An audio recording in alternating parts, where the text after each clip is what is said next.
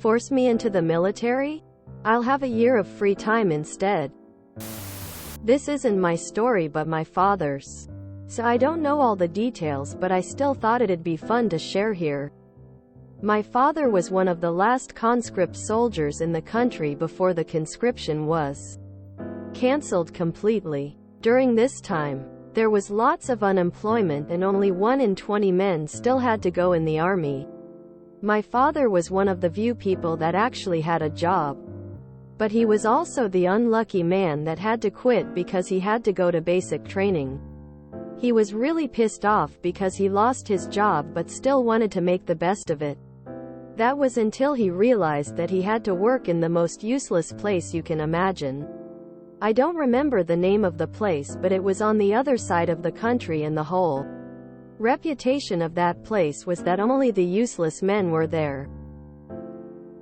That's when my father decided that he wouldn't spend his time in a place surrounded by demotivated hippies, and he wanted to get transferred or to just go anywhere that wasn't there. He went to his supervisor and basically made up a story of how he's mentally unfit to serve. He used anything he'd ever experienced so his supervisor would let him get out. And it worked. My father then got sent to a city only an hour away from his hometown, and his only job each day was to secure an abandoned building.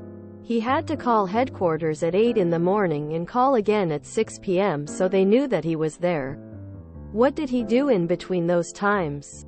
He freely explored the city, listened to music while chilling out in the building, made new friends, and basically had a vacation for a year straight.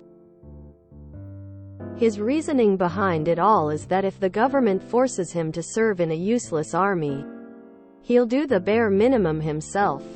He called twice a day, which was all they asked him to do. So whatever he did in the meantime was all up to him. I served 1 year in the Navy. As a driver. Cars. Not boats. Since I had to serve, I picked something that would benefit me. I got sponsored truck driver license. But never drove a truck in the Navy. I drove high-ranking officers to and from the airport, 'cause they couldn't take a taxi or the bus. I even got to visit top security radar stations and weapon depots. I lived in the same building as the officers, ate the same meals, and had no curfew. I had nothing to complain about. So he was going to be sent to a place where the reputation was that only the laziest and most worthless went, so he convinced someone he was mentally unfit to get stationed someplace where he could be lazy and worthless. I'm old enough to remember a Yes Prime Minister episode when someone was suggesting bringing back national service. A general said the reason they weren't keen was that it would involve issuing firearms to unhappy young people. Basically, national service means chavs with assault rifles. Could be Belgium. Good for your dad, but I don't think this is malicious compliance. I had my time in the German army and I know how stupid the government conscripted the people. It was the 90s. The army was severely reduced in size. But we had a T7 in our unit. T means Tauglichkeit. With other words, how fit you are for military jobs. T1 is the best. You can do everything. T7 is the worst. A step before, unfit for service. The T7 became a paper pusher in the office because he was unfit for sports. If you have more conscripts than you need, then let the useless at home.